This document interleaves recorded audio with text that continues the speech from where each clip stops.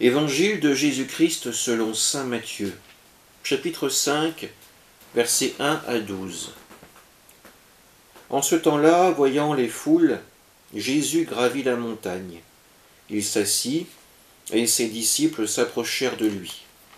Alors, ouvrant la bouche, il les enseignait. Il disait : « Heureux les pauvres de cœur, car le royaume des cieux est à eux. Heureux ceux qui pleurent, car ils seront consolés. Heureux les doux, car ils recevront la terre en héritage. Heureux ceux qui ont faim et soif de la justice, car ils seront rassasiés.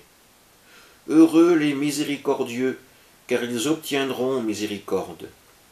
Heureux les cœurs purs, car ils verront Dieu. Heureux les artisans de paix, car ils seront appelés fils de Dieu. Heureux ceux qui sont persécutés pour la justice, car le royaume des cieux est à eux.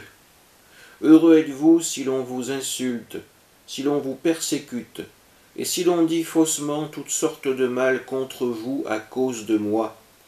Réjouissez-vous, soyez dans l'allégresse, car votre récompense est grande dans les cieux. Acclamons la parole de Dieu.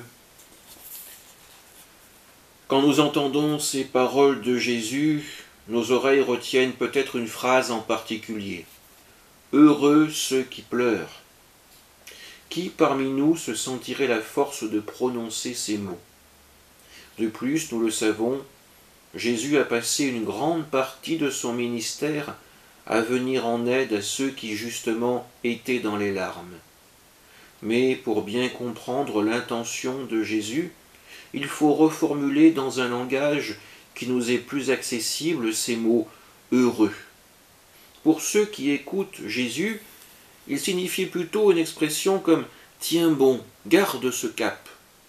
À l'époque, cette expression était un geste d'encouragement face à l'adversité.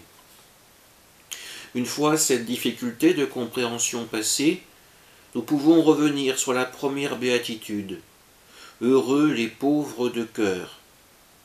La pauvreté, nous le savons, n'est pas toujours économique. Au sens biblique, le pauvre est celui qui n'a pas le regard fier ou le cœur ambitieux. Ce sont les petits, les humbles du pays. Ils ne sont pas comme les puissants qui sont souvent satisfaits d'eux-mêmes. Si nous ne ressentons aucun manque, comment Dieu pourrait-il agir en nous? Si notre cœur est déjà plein de nous-mêmes, comment Dieu pourrait-il nous offrir quelque chose de supplémentaire? Il n'y aurait plus de place pour lui. Si nous voulons que se réalisent les autres béatitudes, alors nous devons faire de la place, nous vider de nous-mêmes pour laisser un espace à Dieu.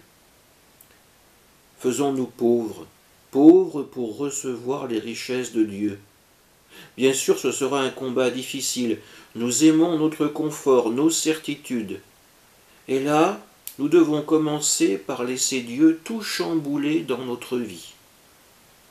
Ce n'est pas facile, mais tournons-nous vers l'Esprit Saint, vers la communion des saints que nous fêtons aujourd'hui pour trouver la force de se laisser transformer par Dieu.